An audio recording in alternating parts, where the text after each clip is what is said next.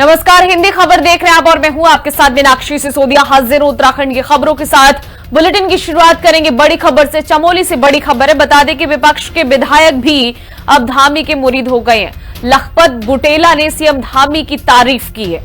कांग्रेस विधायक ने मंच से ये खुलकर तारीफ की और कहा कि मेरी विधानसभा में सबसे ज्यादा विकास कार्य, इसके लिए सीएम धामी का धन्यवाद, ये बुटोला ने कहा है। तो देखिए, बड़ा स्टेटमेंट यहां पर बुटोला का सामने आया जिसमें उन्होंने सीएम धामी की तारीफ की है। विधायक लखपत बुटोला ने सीएम पुष्कर सिंह धामी की तारीफ करते हुए कहा कि सबसे ज्यादा कार्य मेरी विधानसभा में हुए हैं।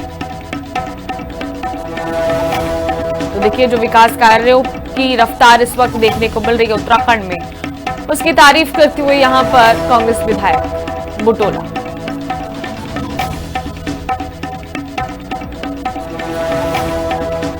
अब बड़ी जानकारी आपको देहरादून से दे दें, जहां पर राज्यपाल से मिले हैं डॉक्टर राजेंद्र प्रसाद खजूरिया। राष्ट्रीय वन अकादमी के निदेशक डॉक्टर खजूरिया नवनियुक्त निदेशक को राज्यपाल ने शुभकामनाएं दी। नवीन दायित्व के लिए राज्यपाल ने ये शुभकामनाएं दी।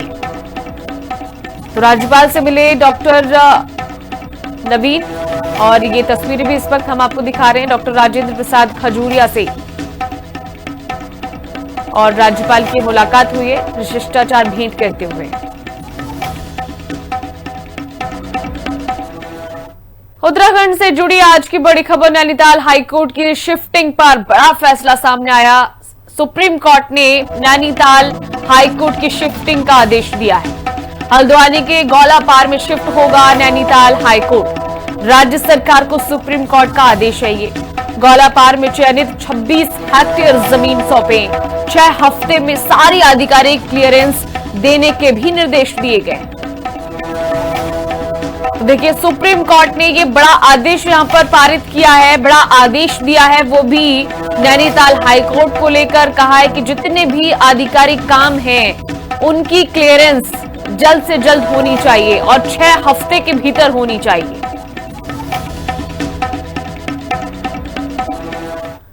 लोकसभा में नेता प्रतिपक्ष राहुल गांधी के देहरादून में 17 जुलाई को छात्रों की गूंज कार्यक्रम को लेकर विवाद खड़ा हो गया।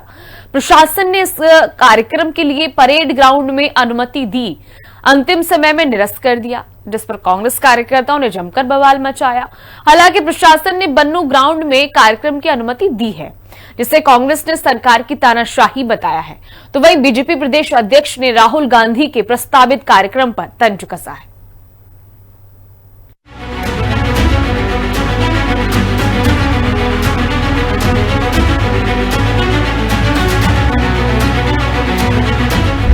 राहुल गांधी के दून में कार्यक्रम पर बवाल, ग्राउंड का विवाद, भड़के गणेश गोदियाल। प्रशासन ने कार्यक्रम का मैदान बदला, सरकार डाल रही अड़ंगा, कांग्रेस का हमला। लोकसभा में नेता प्रतिपक्ष राहुल गांधी का देहरादून के परेड ग्राउंड में 17 जुलाई को छात्रों की गूंज कार्यक्रम प्रस्तावित था, जिसे लेकर कांग्रेस जोर शोर से तैयारी में लगी थी। लेकिन ऐन मौके पर प्रशासन ने कार्यक्रम की अनुमति निरस्त कर दी, जिससे नाराज कांग्रेस कार्यकर्ताओं ने परेड ग्राउंड में जमकर विरोध प्रदर्शन किया। पीसीसी चीफ गणेश गोदियाल समेत पार्टी के वरिष्ठ नेताओं ने प्रशासन पर सरकार के दबाव में अनुमति रद्द करने का आरोप लगाया। प्रशासन की ओर से बन्नू ग्राउंड पर कार्यक्रम की अनुमति दी गई, जिस पर कांग्रेस कार्यकर्ता शांत हुए। अब कांग्रेस बन्नू ग्राउंड पर राहुल गांधी के कार्यक्रम की तैयारी में जुट गई है। हालांकि कांग्रेस प्रदेश अध्यक्ष गणेश गोदियाल ने धामी सरकार पर राहुल गांधी के कार्यक्रम में अड़ंगे लगाने का आरोप लगाया है। गोदियाल ने कहा कि छोटे मन की बीजेपी सरकार अलोकतांत्रिक तरीके से विपक्ष की आवाज दबाने में लगी है, जिसका आने वाले समय में जनता जवाब देगी। वहीं राहुल गांधी के कार्यक्रम को लेकर बीजेपी प्रदेश अध्यक्ष महेंद्र भट्ट ने कांग्रेस पर कटाक्ष किया है। महेंद्र भट्ट ने कहा कि 17 तारीख को कांग्रेस का घिसा पीटा कार्यक्रम है और ये एक राजनीतिक षड्यंत्र भी है। महेंद्र भट्ट ने कहा कि अगर छात्रों से संवाद ही करना है तो उसके लिए स्थान कोई महत्व नहीं रखता। बीजेपी प्रदेश अध्यक्ष ने कहा कि राहुल गांधी कितना भी संवाद करें, लेकिन इसका कोई फर्क नहीं पड़ने वाला, क्योंकि छात्रों को राहुल गांधी की क्षमता और नियत पर कोई भरोसा नहीं है। छोटे मन की सरकार है, बहुत संकीर्ण मन की सरकार है, राहुल गांधी के नाम से डरी हुई सरकार है। क्या है ये सब? हमारी भी सरकारें रही, लेकिन हमने तो इस तरह के काम नहीं किए। हमने लोकतंत्र में चुनाव में हराया होगा या हारे होंगे, लेकिन इस तरह से कुटिलताओं को अपना हथियार बनाकर विपक्ष के ऊपर वार करना और विपक्ष को कमज़ोर करने की मंशा रखना, ये छोटे मन का काम है। ये सरकार छोटे मन की सरकार है, संकीर्ण मन की सरकार है, इसलिए ऐसा कर रहे हैं। देखिए 17 तारीख का कांग्रेस का घिसा पिटा कार्यक्रम है, पूरी तरह राजनीतिक कार्यक्रम है और एक राजनीतिक षड्यंत्र इसको मैं कहूंगा। और यह भी सच है कि अगर छात्रों से संवाद करना हो तो उसके लिए स्थान कोई महत्व नहीं रखता है। उन्होंने क्या बोलकर स्थान की बुकिंग की, जैसे मेरे को जानकारी मिली है कि नगर निगम को राहुल गांधी जी के बारे में बताया नहीं। अब ऐसी स्थिति में सब व्यवस्थाएं बना प्रशासन काम रहता है। और यह भी सच है कि उत्तराखंड छात्रों को राहुल गांधी की नीयत पर और क्षमता पर कोई भरोसा नहीं है।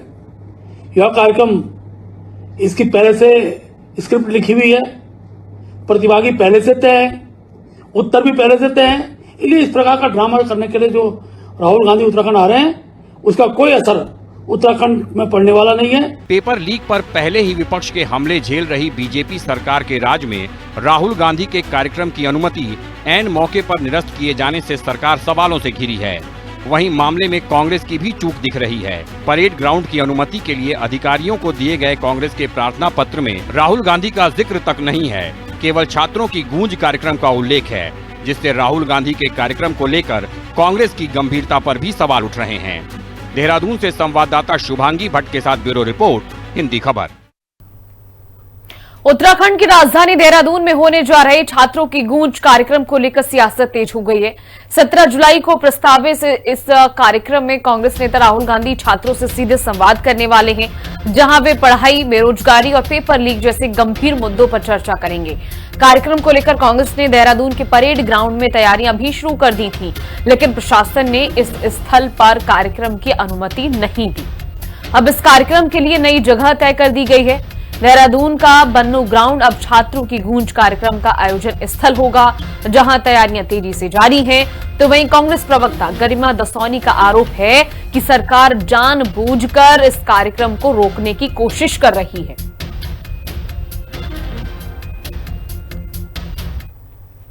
उधर मथुरा कृष्ण जन्मभूमि को लेकर संतों ने सभी सनातनियों के साथ उत्तर प्रदेश के पूर्व मुख्यमंत्री अखिलेश यादव का भी आह्वान किया है। अखिल भारतीय अखाड़ा परिषद के अध्यक्ष महेंद्र रविंद्र पुरी ने भी मथुरा कृष्ण जन्मभूमि के लिए यूपी के पूर्व मुख्यमंत्री अखिलेश यादव का आह्वान किया है। महेंद्र रविंद्र पुरी ने अखिलेश यादव के यदुवंशी होने के नाते उनको आंदोलन में शामिल होने का आह्वान किया। अखाड़ा परिषद के अध्यक्ष ने जल्दी ही अखिलेश यादव से मिलकर इसका निमंत्रण देने की भी बात कही है। अध्यक्ष उन्होंने साफ तौर पर जो यहाँ पे पुजारी हैं, जितने लोग हैं उनके लिए कुर्ता दे दिया, जिसका कुर्ता सिलवाए। अच्छी पहल है, किस तरह की पहल है आए जानते हुए। बहुत बहुत आशीर्वाद साधुवाद। जयंती मंगला काली भद्रकाली कपालिनी दुर्गा क्षमा शिवा धात्री स्वा सदा नमोस्तुते।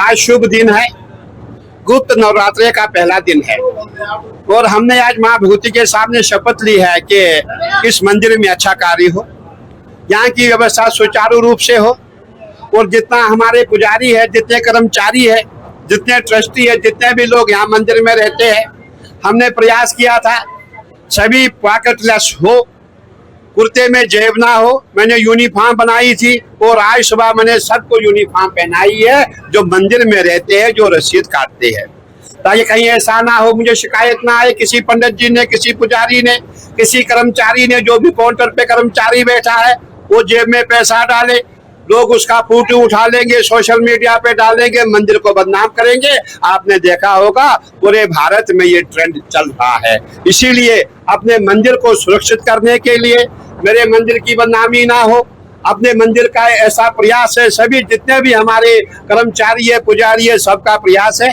हमारे मंदिर की व्यवस्था सुचारू रूप से चले, स्वच्छ और शुद्ध रूप से हम यहाँ काम करें। मतलब कितने यहाँ पर पुजारी को आपने कुर्ता वितरण किया? बिल्कुल, आपने करीबन यहाँ मेरे पास जो कुछ डेली वेजर है, कुछ नाना प्रकार के हमारे यहाँ पुजारी है। आपने देखा कोई पूजा करने वाले अलग प्रकार अलग पुजारी है। हमारे यहाँ जितने भी कर्मचारी है जो काउंटर पे बैठते हैं, जो केश पे बैठते हैं, वो कहीं मैं यही कहना चाहूंगा कि जितने भी लोग हमारे मंदिर परिसर में रहते हैं सबको मैंने यूनिफॉर्म पहनाई हुई है। अगर कोई चोरी करता पकड़ा उसके खिलाफ क्या कार्रवाई की जाएगी? बिल्कुल, अगर कोई ऐसा पकड़ा जाता है तो हमारे पास सीसीटीवी लगा हुआ जिसमें 65 कैमरे हैं और आपने सामने देखा होगा मेरा सीसीटीवी 65 कैमरे लगे सामने भी लगा हुआ है। उसमें खगोला जाएगा, देखा जाएगा क्या वाकई में ये जो वीडियो सही है कि गलत है और उसके आधार पर उस पर कार्रवाई होगी। मेरे यहाँ पुलिस चौकी भी है और सख्त से सख्त कार्रवाई होगी। जो मंदिर के ट्रस्ट के जो अध्यक्ष हैं ठाकुर का कहना है कि अगर मंदिर में कोई चोरी की जाए उसके खिलाफ सख्त से सख्त कार्रवाई की जाएगी।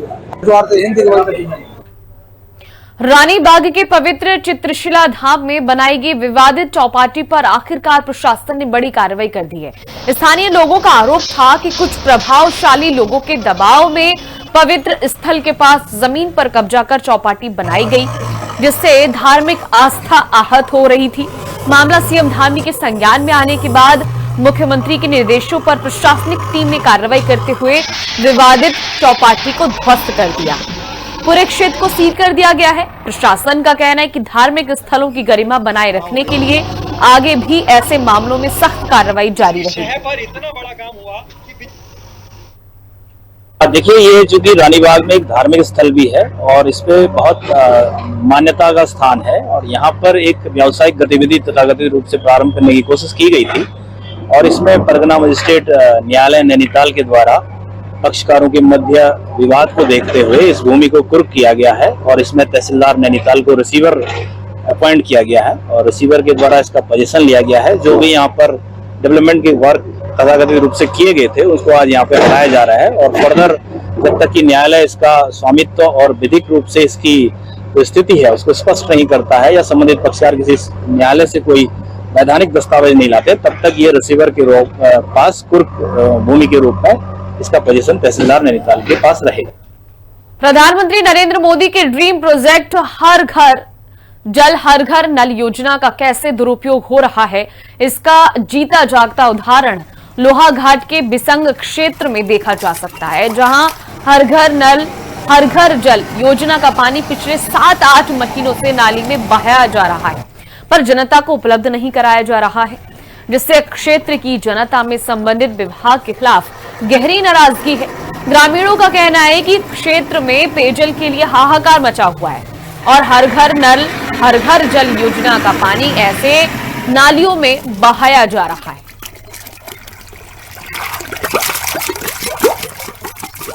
ऐसा है कि ये इसके लिए मेन प्रॉब्लम ये आई है कि अभी तक इसमें सोलर लिफ्टिंग का लगना था, वो अभी तक इसका लगा नहीं है। इसमें बोल रहे थे कि अभी पैसे के अभाव के कारण ये नहीं लग पा रहा है।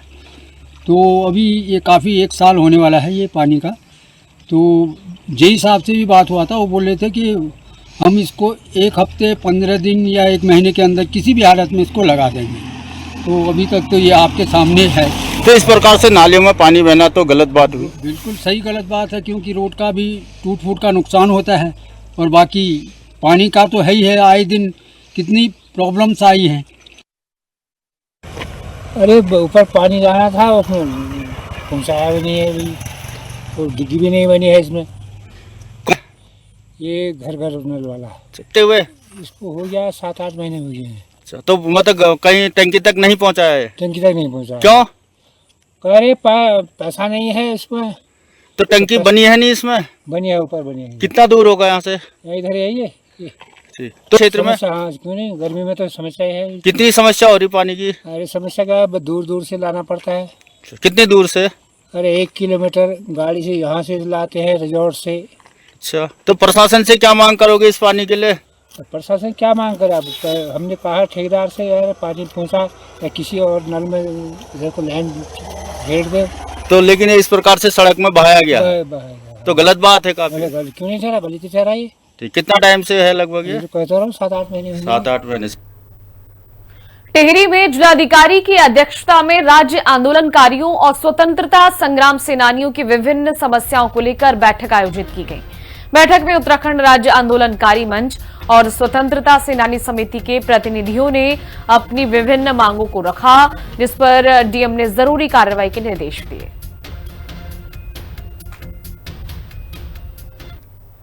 आंदोलनकारी और स्वतंत्रता संग्राम सेनानियों के स्मारक के कंस्ट्रक्शन को लेकर हुई थी, उसमें एक अलग बैठक हुई है। आंदोलनकारी के अलग से जब चिन्हीकरण की बैठक होगी तो उसकी सूचना दी जाएगी। अब खबर हरिद्वार से है, जहां मनसा देवी मंदिर का वीडियो सोशल मीडिया पर वायरल हो रहा है। जी हां, 3 साल पुराना वीडियो फिर वायरल हुआ है।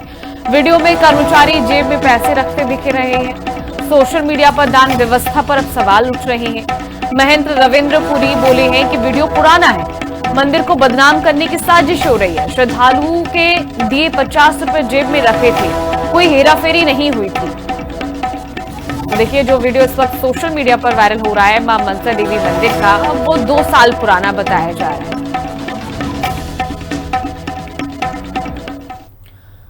ऋषिकेश के सरकारी उपजिला अस्पताल में पिछले 7 दिनों से शव गृह का फ्रीजर खराब होने के कारण हड़कंप मचा हुआ है।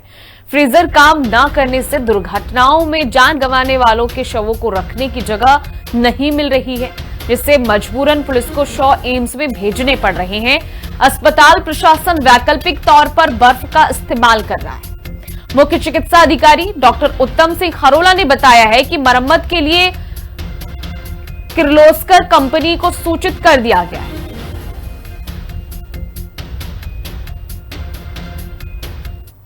मैं यहाँ पर सरकारी अस्पताल में आया था, तो मैंने यहाँ पे आके देखा कि ये जो यहाँ पे मर्चरी है, शव रखने की जो जगह है, यहाँ पे काफी लंबे समय से ताला लगा हुआ है, जिससे यहाँ पे जो शव आते हैं उनको रखने में बहुत ज्यादा दिक्कत हो रही है और शव इमरजेंसी के बाहर ही रखे जा रहे हैं, जिसमें लोगों को बहुत ज्यादा परेशानी हो रही है। ये एक इलेक्ट्रिकल आइटम है और इसका स्वाभाविक रूप से ठीक खराब होता रहता है। ओवरलोड हो गया, कभी इलेक्ट्रिसिटी का कुछ हो गया, तो इशू चलते रहते हैं, रिपेयर होता रहता है। अब की बार थोड़ा स्थिति ये होगी कि जिस समय डेड बॉडी रखी उसी समय फ्रिज खराब हो गया। अब डेड बॉडी के रहते रहते फ्रिज को ठीक करना बड़ा मुश्किल काम। ये ठीक ऐसे ही है जैसे कि एरोप्लेन उड़ रहा है और उड़ते हुए एरोप्लेन को रिपेयर करिए आप, तो बड़ा मुश्किल काम है। ये थ्योरेटिकल कहना तो बड़ा आसान हो जाता है, लेकिन प्रैक्टिकली बड़ा मुश्किल है। हालांकि हमने बर्फ का इंतजाम किया था कि दिक्कतें ना हो, वो सब हो गया, मैनेज हो गया, लेकिन वो दिक्कत ये है कि बढ़ती जा रही है उसके साथ।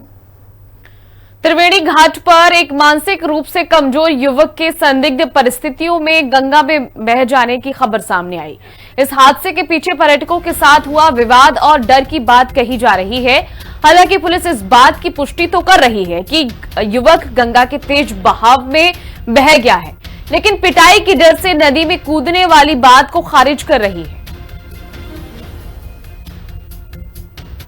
मैं गंगा जी आचमन लेने आता हूँ सुबह रोज की तरह। तो 8 बजे जब मैंने देखा एक व्यक्ति के द्वारा एक दूसरे व्यक्ति को मारा जा रहा था, और जब उनसे कारण पूछा तो देखा कि वह चप्पल उनकी उठा रहा था और वह कमजोर, दिमाग से बहुत कमजोर लग रहा था मुझे देखने पर, और अपनी मार से बचने के लिए गंगा जी में कूद गया लड़का। और जब यह देखा तो एक फूलवाली का लड़का जिसका नाम पवन है, वह उसके पीछे भागा और उसे बचाने की कोशिश की, लेकिन गंगा जी की लहरें इतनी तेज थी, उस बचाने वाली के पेट पे इतना बड़ा पत्थर लगा कि उसका हाथ उसके हाथ से छूट गया और वह कमजोर पीड़ित व्यक्ति है गंगा जी में डूब गया।